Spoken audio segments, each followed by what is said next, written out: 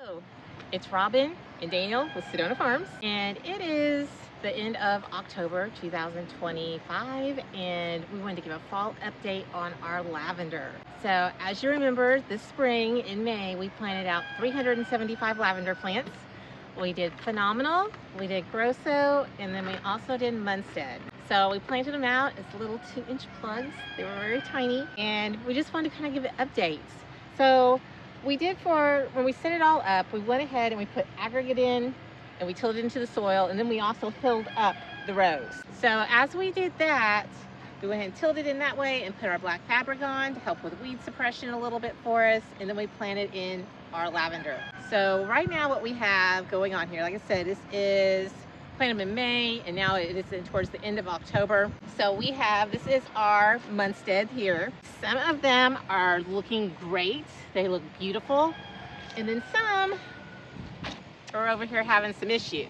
But if you look closely, it looks like it's kind of dying off of the edge, but then we have lots of new growth right down here in the middle, which is kind of promising and hopeful. But then we have a few others that have completely almost died out. And as you can see, we also have little pink flags. I have marked all the ones that are not looking so good right now. So we can kind of see in the spring which ones were dying out before it got cold, and then which ones are going to be, died out because of the winter and because of the snow, which I'm sure we should have some loss.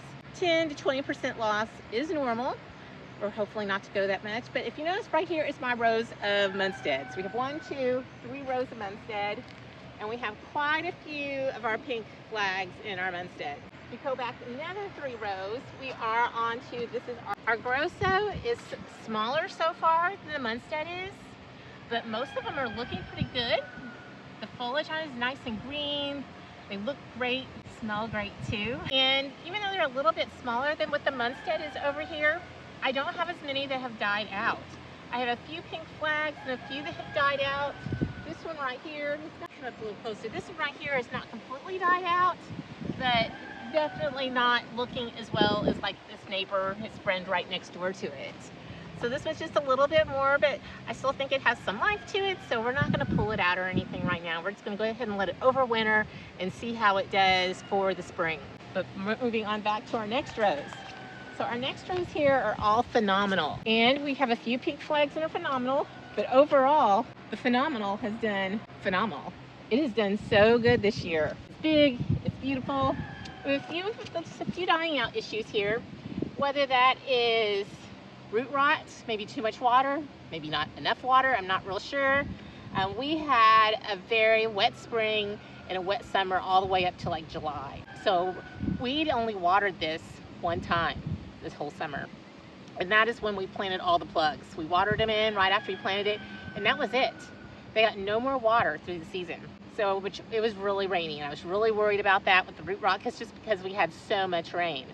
But then into July, it dried out.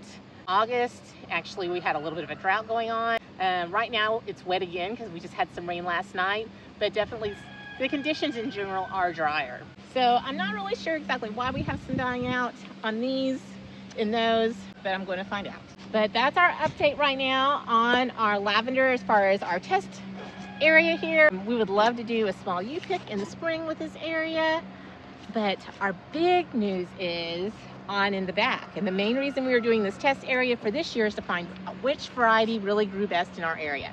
All 3 of these varieties should do great in this area, and the Phenomenal's good, did great. Grosso, a little small, but overall it's done good.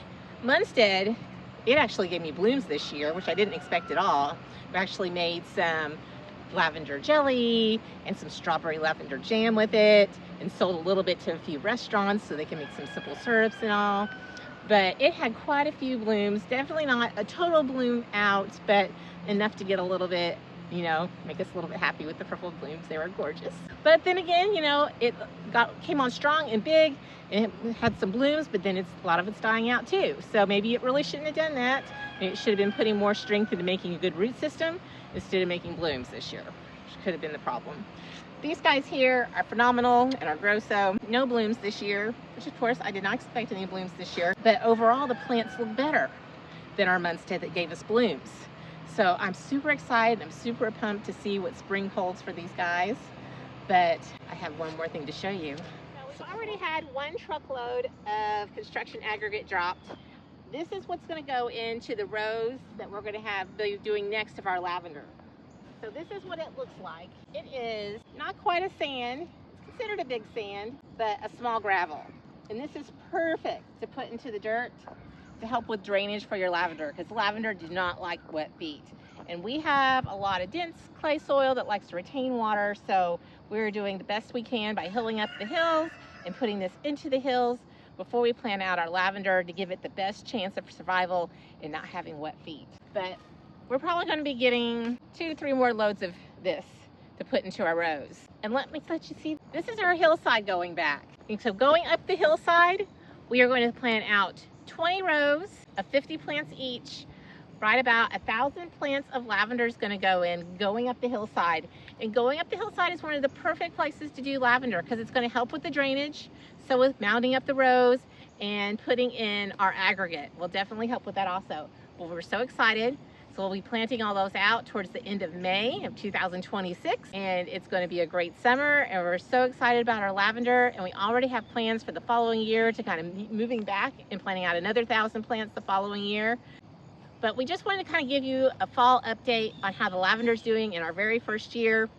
I know when I was researching lavender, I was checking out a lot of YouTube videos and I was wanting to see how they did throughout the year, and a lot of YouTube videos didn't have that. They just showed it one time, or they just showed it when it was first planted, or just when it was full grown.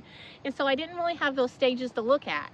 And so I'm really trying to make a lot of videos so you can see the stages of progression.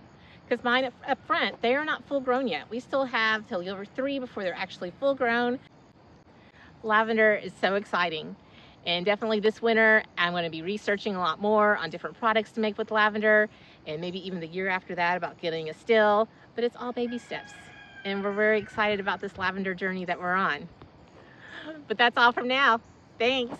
It's Robin at Sadona Farms.